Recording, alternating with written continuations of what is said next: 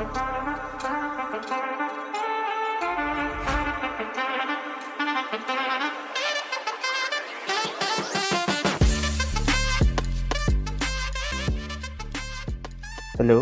and welcome to this episode of the Market Meter podcast. We're glad to have you on board, and we hope that you're going to enjoy the discussion, or rather the conversation we'll have today. In this episode, we'll be discussing cryptocurrency, blockchain, decentralized finance, and what has been emergent in the past few months amongst the tech community, which is Web3. I'm joined by two of my fellow co-hosts, that is Raikard and Anto. Maybe Raikard would like to say hi to the audience. Hey, hi guys, welcome back.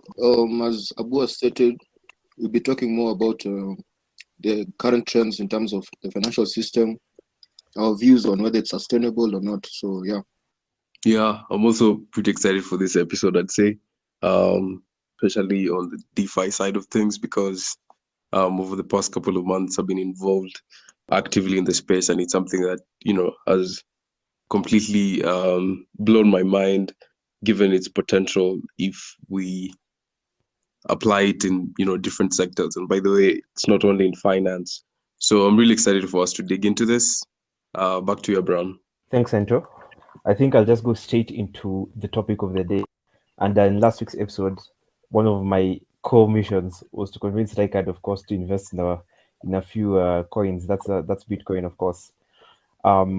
So let's start from this point of cryptocurrency. There are about like 5,000 coins, probably even more than 5,000 coins, all types of name.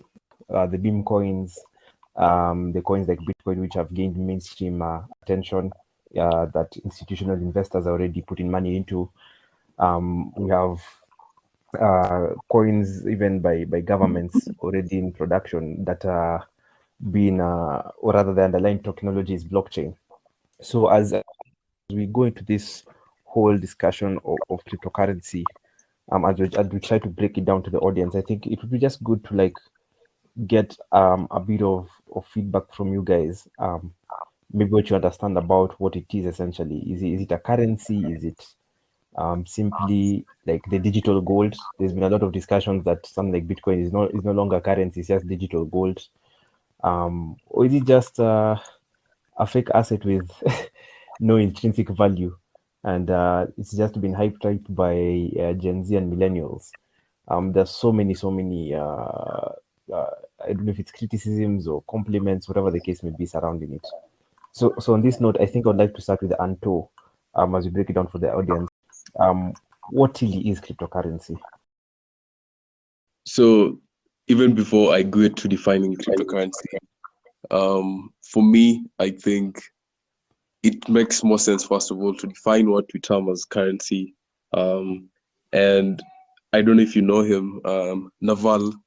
I can't pronounce his second name, so it's one of those names. But there's one, I think, podcast I was listening to, and he was on, and he said, I'm paraphrasing here, so I might butcher it, but he said something along the lines of, money is just a way of transmitting value. I give you this piece of paper, and you give me, let's say I'm buying a pen, you give me the pen, but by me giving you that piece of paper, I got it by maybe providing value somewhere else in the economy, and then I earned this piece of paper. So basically, it's a transfer of value. You can say I worked, 6 hours to get this 100 shilling, note, and I'm giving it to you. It means there's that value. I'm giving it. Basically, it's a way of keeping tabs on value and transferring value from one person to another, in exchange for different forms of products or assets. And since the inception of such trading systems, government has primarily been trusted as the issuer of money.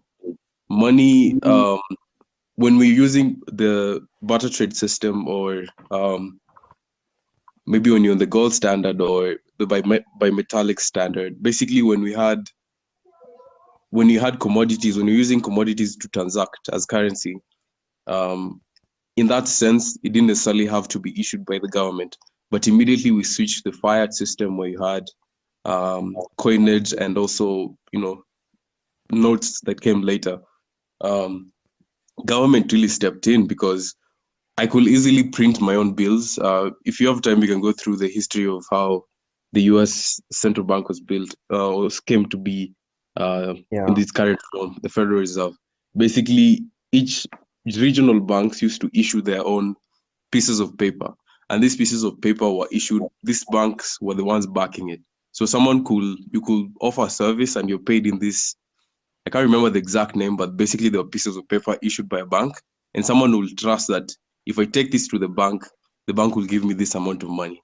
But a problem came about in that there were too many versions of money. Like, which bank do I trust?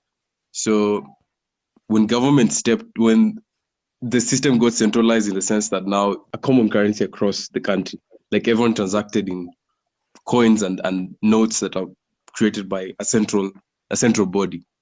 And so that's always been the case for money. But now when crypto has come in, crypto has pretty much said all that you're doing, the current system where we have faith in the value of whatever currency is issued by the government because, we believe that for some reason, as long as we both agree that it has value, it has value. Basically, value comes from consensus, and rather the money we use doesn't have any. So that means whatever the government is already doing is not serving us in the sense that you've trusted them, they're issuing this paper, but every single year they're printing more and more of it. So by them printing more and more of it, it means that the value is depreciating. You have no control over currency, but you're paid in currency. You buy things in currency. So for me, I'll say, if I get back to defining crypto is basically a way. I don't say a store of value, I don't say a currency, but I want to say it's a way of taking back individual sovereignty. It has value, first of all, because there's consensus among people that it has value. China banned crypto and people thought it was the end of crypto, but the rest of the world does not think any less of crypto just because China's banned it. So it's not tied to any particular nation. It is open system, it's completely trustless, and anyone can access it. So it's just a way of, it's same as you would have the currency system, but in exchange for having the government, which has massive sway over the value of your money. In this case, it's more of a peer-to-peer kind of system where we can openly transact and keep tabs on investments and validate transactions, and at the same time be able to do this in a trustless manner where you don't have to know who you're transacting with, because the ledger system keeps tabs of all that. That's as brief as I can keep it. I think you've really gone quite into the specifics of what crypto is, including bringing out some succinct aspects of it, such as the fact that it's based on a distributed ledger that is public. And that goes into what we're also going to discuss, which is blockchain technology. But before we go into that, I want to come to Raikard, because Raikard is a bit of the crypto skeptic. I'm just looking at the Bitcoin price right now. It's at $33,000, and we know at some point this year it was at about 60 something K dollars. And I mean, there's been issues of it being banned by some central banks. I know Nigeria banned it at some point, but I think the ban was lifted, if I'm not wrong. In India, it was banned but lifted. China, of course, they banned it, and the mining specifically was done away with.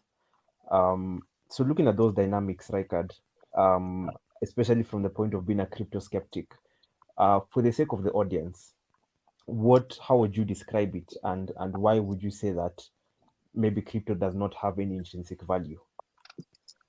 First of all, let's start by saying that China going first or putting the foot forward by saying that they're going to ban it entirely, I think they are the smartest guys in the room. Because for me, if you look at how the economic machine works, I would say that financial institutions, like let's say most of the government, they actually bail out countries through the means of printing of money, whereby they transfer money from where it's less productive into where it's more productive.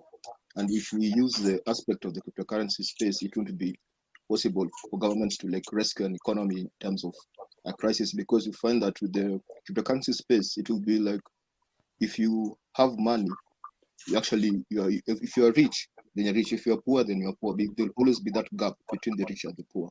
But with the current system, it will be easier for government to like produce policies whereby that gap can be bridged and brought closer together, whereby bringing at least some form of sanity to people and reducing forms of like civil wars that actually do take place.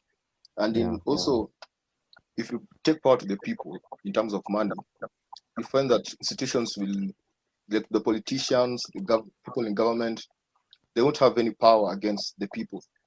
Whereby now, why would any country want to do that? The See, for danger of China, decentralization. yeah, you see, like China, they're more of a communist nation for years.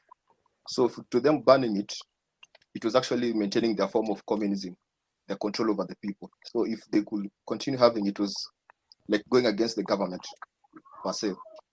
Like, because also if you see like Bitcoin and other cryptocurrencies, let me just put it in general, let me not go to Bitcoin alone. All cryptocurrencies, they actually do not generate any value. You see, if you put your money in like a company and they're able to reinvest it into assets and plans that they're able to generate more revenues towards it, you find that the value of the company grows as well as your wealth. But in Bitcoin, it gives you no interest in return, gives you nothing, it's just flat. And it's just based on what somebody else is willing to pay for it, not what actually its real worth is. Because I can even start issuing my own cryptocurrency. Anyone can start issuing their own cryptocurrency in any company. They can just start from the blues, yeah. So for me, I'm always believing that cryptocurrency will go down in the long run. I think that's at such a good stage for us to now even go into this topic of blockchain technology and decentralized finance, because you've really touched on the dangers associated with giving power to the people. Because Anto is coming from a point of issues related to inflation, issues related to leaving money in the control of some central bank. Because let's also be honest here, Rikard, we've seen what hyperinflation has done to economies around the world. Zimbabwe, I believe Germany and Hungary, and just look at its implications when it comes to money and when it comes to decentralized finance. Because Anto talked about something related to consensus. He talked about something related to trust. And when we look at what crypto is doing, it's removing that trust-based model out of the financial system. We're putting our trust in technology. We're putting our trust in algorithms, for example. Although I would say technology would be more appropriate, such that we're reaching a level where banks are no longer necessary, where transfers in terms of cash will just be peer-to-peer. We no longer need to pay fees. Because if you've seen the argument for some of these guys who are proper crypto enthusiasts, crypto crusaders, they're always talking about the fact that Bitcoin has not charged me. Like, I've not been charged anything for my wallet when I transferred from from myself, maybe here in Kenya, to my friend all the way somewhere in Australia or somewhere in Europe, for example. But if you were to use Western Union, of course, it would come at a cost. If you were to use the SWIFT system, it's going to come at a cost. So there's some modern trends that are emerging, and even if we don't look at it from that perspective, the actual financial institutions that have begun to employ blockchain within their financial networks in order to improve transparency, in order to improve the integrity of their data. And we are seeing it take up many forms even away from the financial world. Elections, for example, I think, is it Estonia? They conduct elections through blockchain technology. Companies involved in the supply chain management, they're going the blockchain technology way to ensure they can track their goods. Just on that note, I'll allow Anto to come in, and could you just give us a brief of maybe what you think about like DeFi, the future of DeFi? Are we headed in that direction? And just the economic implications of blockchain in the long run. I think Abraham has touched on a few very major points that give you an idea, first of all, of the landscape and the kind of developments that you're seeing all over the world. We intentionally started the episode talking about crypto because crypto is pretty much the main application of blockchain technology that has let's say has gotten mass adoption. So when it comes to decentralized finance, before we even get there, first of all, we have to recognize the fact that not all cryptos are built the same. Bitcoin is not the same as Ethereum. Bitcoin is a crypto in the traditional sense, in the sense that, there's a limited supply. There are only 21 million Bitcoins. And so that's one of the reasons it gets its value. And also, as we were saying, it's trustless. It's a transparent system. You can transact without any barriers. So that's why I'm saying Bitcoin is a cryptocurrency in the traditional sense. Like, that's how most people understand what cryptocurrencies are. But for Ethereum's case, it's completely different. There's that aspect. It has similar functions to the ones I've described for Bitcoin, but on top of that, Ethereum is a platform. It's a platform for building businesses. And this kind of ecosystem is known as DeFi, or decentralized finance. And as the name suggests, decentralized finance, it's based on peer-to-peer transactions. So in traditional finance, let's say if you want to get a loan, you go to a bank, and then the bank, let's say, ideally, they usually take savings and then they lend them out. But that's not actually what tends to happen. But let's use the hypothetical this time. So the bank is the one that mobilizes savings and then creates loans and gets a higher interest on that and pays interest to the savers, and the lender pays the bank interest. Basically, for you to transact in the traditional finance or TradFi system, there's always an intermediary. There's usually a body in the middle, whether it's insurance, whether it's a loan, whatever it is that you're doing. But when it comes to DeFi, DeFi cuts out the middleman, first of all, and automates the entire process. How is this automated? There's something called a smart contract. A smart contract is basically code that is deployed on a blockchain network. So there are specific conditions. Once they're met, the code or the smart contract does something. Like, the entire process is basically automated on a smart contract. Decentralized finance, it's cutting out the intermediaries and saying you can come together, the buyer and the seller, the lender and the borrower can come together and they can transact without an intermediary, meaning also all those costs that the bank usually charges are completely removed from the system. So the system is faster. At the same time, the system is safer. And thirdly, the system can be able to operate and exist without any intermediary. And so the costs that usually go to the intermediary, you don't incur them. Yeah, and so just as I've described Ethereum, there are other cryptos also, which are also DeFi platforms. We have Solana, we have Cardano, we have Polkadot, Avalanche. There's even another one, it's called Algo. They're actually a partner for, I think, the World Cup. They're a partner called Algorand. So basically, crypto goes beyond just transacting. Crypto is a business platform. Yeah. And one thing I had nearly forgotten, Rikard said cryptocurrencies don't produce any kind of revenue. That is actually false. So as I've described Ethereum, I've said Ethereum is a platform for building businesses. And so there are different kind of businesses, or decentralized apps that are built on the Ethereum network. You have trading platforms like Uniswap. There's insurance. There's you can lend and borrow. You can trade securities with each other. So there are basically a lot of apps, or they're called D-apps, decentralized apps that are built on the Ethereum network. And for Q1 this year, all the D-apps built on the Ethereum network generated 2.4 billion in revenue. And this revenue there's no central body that benefits from this kind of revenue. It's the users, the ones who are trading P2P. If let's say I'm a liquidity provider, or let's say I save my money on a saving protocol, the interest I earn is actually the revenues that are earned from the transactions, from lending out my money. I actually get to earn that interest. So crypto there's not just capital gains. as you will say, let's say the gains you make from prices changing, there's also the passive income that you make when you transact on DeFi. And that's why I think DeFi is really huge.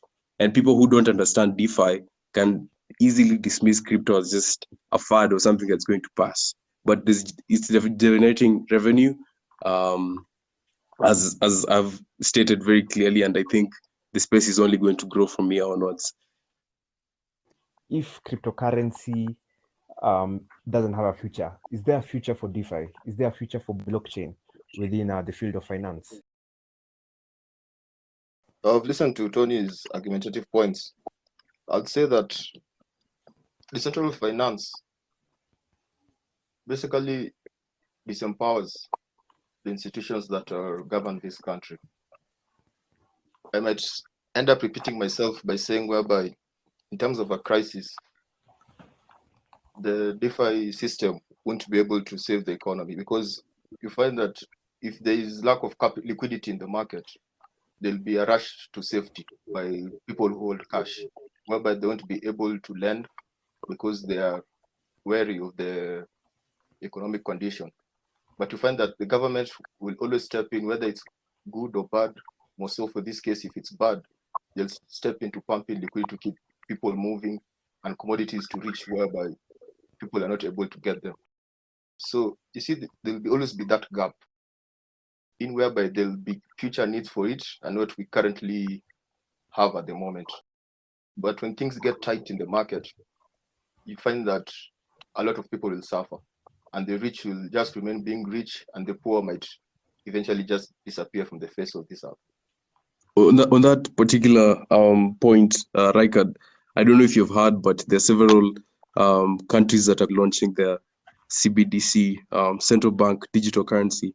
The Chinese government actually launched the digital yuan during the Winter Olympics. Europe is considering and even actively working on digital euro. The same case with the US. They might not outrightly say it, but of course there's some research going into that. The CBK is also pursuing one. Oh yeah. Yeah, by the way, even Kenya was considering launching a central bank digital currency, but they put it off because of a reason that I thought was silly. I don't know, only 56% of Kenyans have access to, I think, smartphones or something. So basically they're saying is the internet penetration in Kenya is not high enough for them to launch a central bank digital currency. But even our own government is considering this. So central banks are not just sitting back and saying we are helpless, you're going to die, let's kill crypto. No, they're saying you're going to get in this space and you're going to figure out how. You've actually given me a good point whereby the digital currencies will the cryptocurrencies will disappear, because you see, if there's a digital currency from the central banks, they'll be able to control its liquidity. They'll keep on increasing the liquidity for it. It won't be fixed as the way the likes of Bitcoin and the other cryptocurrencies are. It will be a totally different space. Crypto is not competing with governments. Governments can still do whatever they want, but for individuals who wish to protect their money from, as you said, because governments, by the way, if they launch the digital shilling, no one is stopping the central bank from increasing the supply of the digital shilling by 1 billion or by 100 billion. Like basically no one is stopping them from increasing the supply. And so crypto, or just the existence of this alternative public network, means that if you don't want to be exposed to that debasement, to that inflation that comes with the central bank increasing the supply, you can put your money in this particular alternative. I'm not saying Bitcoin is going to be the global reserve currency. I'm saying it's here to stay in the sense that it gives people an alternative to the systems that are already being created by the government. I think now, even as we continue this conversation, I want to just change gears a bit, because we're still on that topic of blockchain. Blockchain is what has led to cryptocurrency. Also, blockchain is leading to something much more, or has already led to something much more phenomenal, and that is Web3. So we've seen a lot of issues related to, let's say, censorship of ideas. We've seen a lot of issues regarding a certain part of society seems to have, I don't know if it's a stronger voice or much more prominent voice, and that stronger voice has been deemed as the right. And so there have been those guys within the tech sector who are of the view that we need a sort of internet structure that is not really under the control of one or two people, that is not under the control of one or two organizations. Web3 is here. Web3 might be the future of the internet. And I may not be as much an expert in this particular area, but I think this is the direction that the world is eventually going to adopt in terms of how the net has operated. Because for the longest time, figuratively, no one really controls the internet, and that's why I've brought up the issue of the dark web and deep web. But Anto, I think I would like to get your 2 cents, because I know you've been so keen on this particular area, even as we just have our usual conversations. You talked to me about Web3. So could you just enlighten the audience and also myself as a host as to what Web3 is, and is this something that's here to stay for good? Is this the future of the digital world? Wow. I think, first of all, I think for you to truly grasp what Web3 is, it makes sense to explain what Web 1 and 2 were.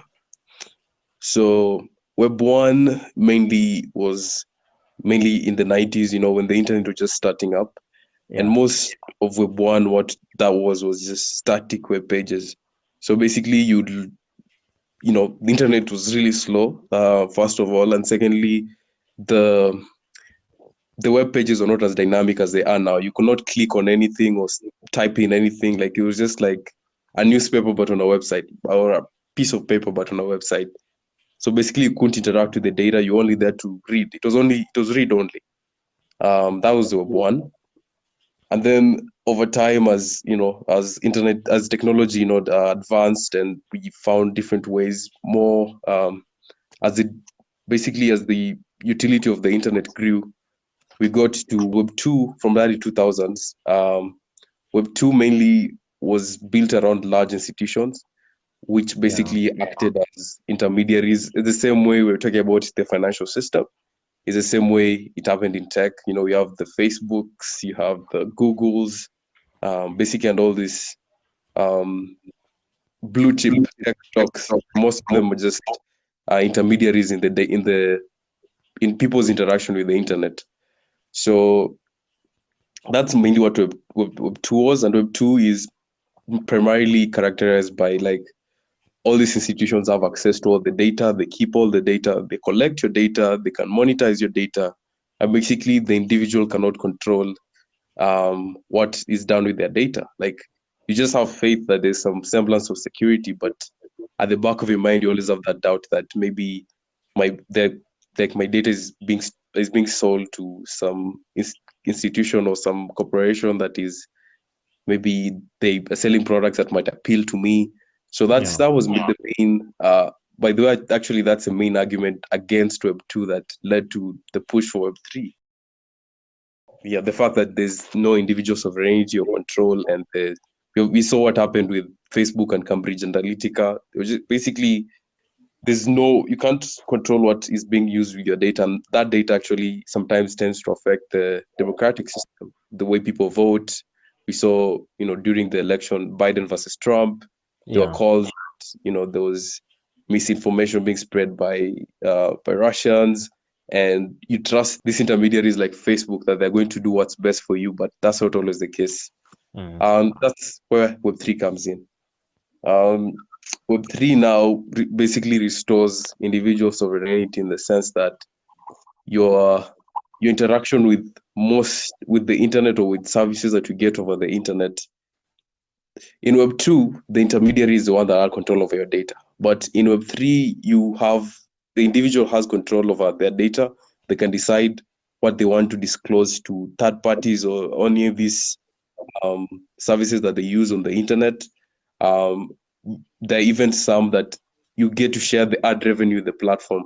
So let's say if people are advertising on Facebook, Facebook gets to keep all the revenue, and they sell your data to these advertisers and all that.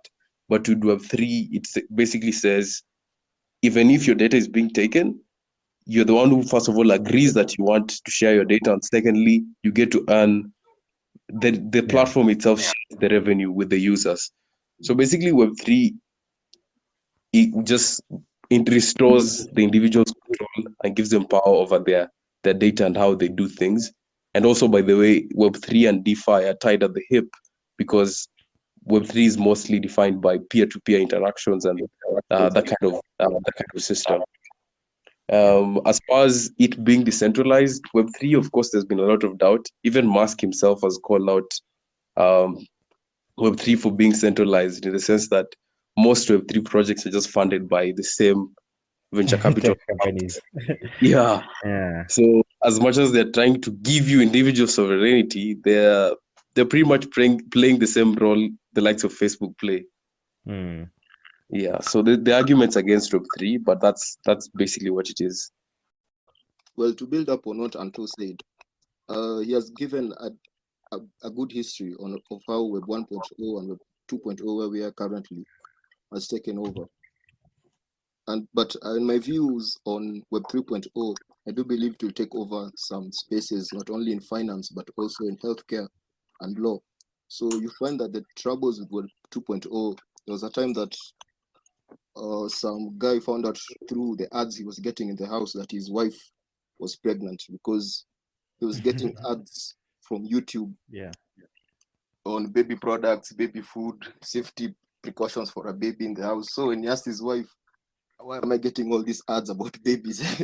And he has never searched for anything about a baby. That's when now the problem started taking over, and the conversation of Web 3.0 took over.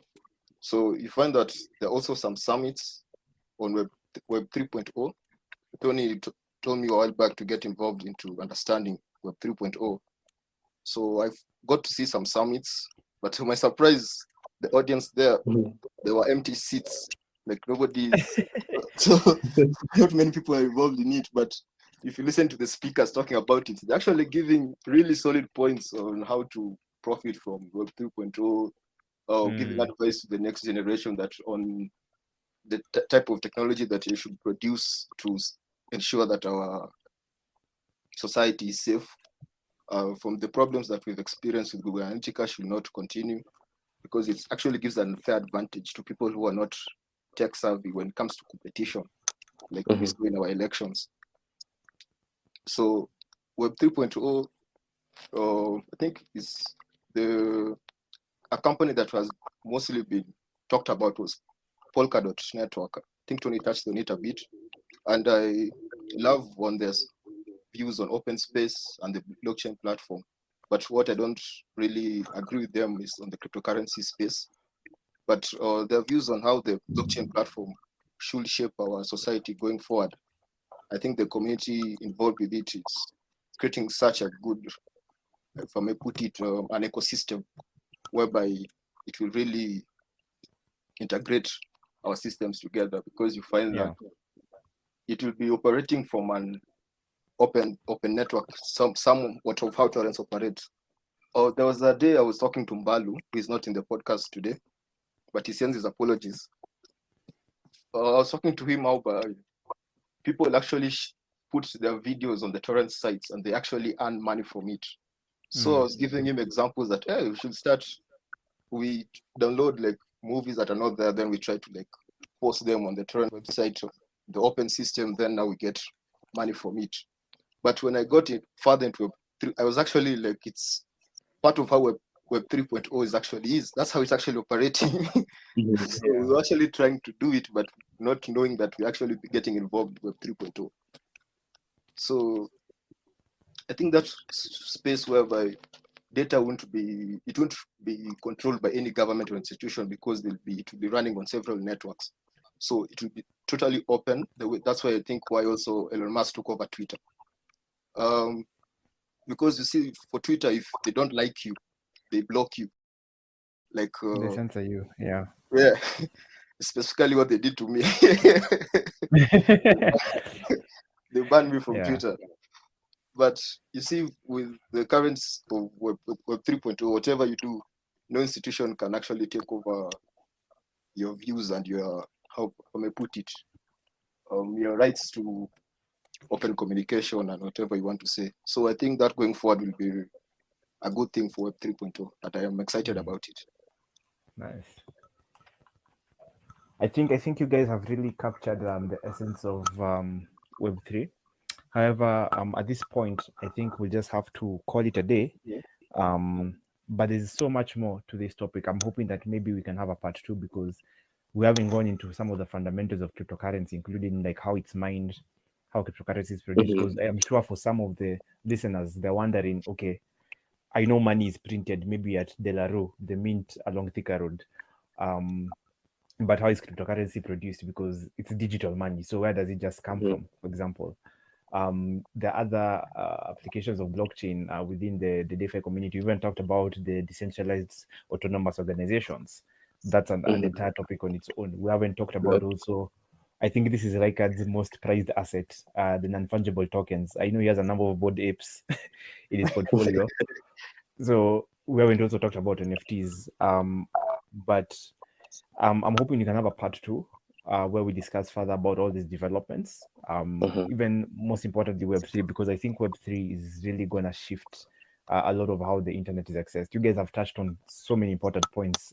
Data privacy, the information that we received. Are we going to leave it to the big 5 tech companies? Are they 5 or 6? Yeah.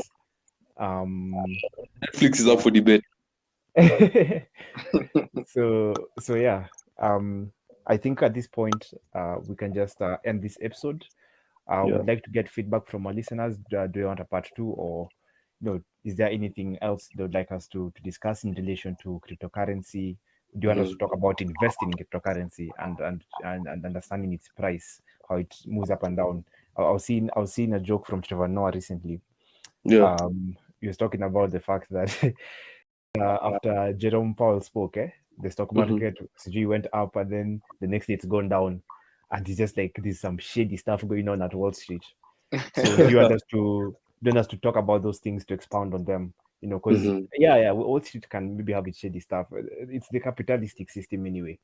But also, once you have an understanding of how these markets operate, and you may not jump to such an assumption as quickly as that. So I think for me, I've enjoyed the episode. I've also learned quite a lot. I'm looking forward to the next one. Yeah, I'm also excited about this one. It was we definitely need a part 2. As far as investment is concerned, this is definitely in the future, but we'll make some model portfolios that we might be sharing with a few of you guys. So if that's kind of stuff you're interested in, you can definitely reach out to us on our social media, especially Twitter. We are very active on there. And have a great week. In terms of the modeling, I think that's what will be a really good thing to show our viewers how we come with these ideas and our views, so they can also try to do it for themselves. And maybe in the future, we might even create a course of how to understand how the market works, how to invest, how to get value from stocks, and also other financial markets.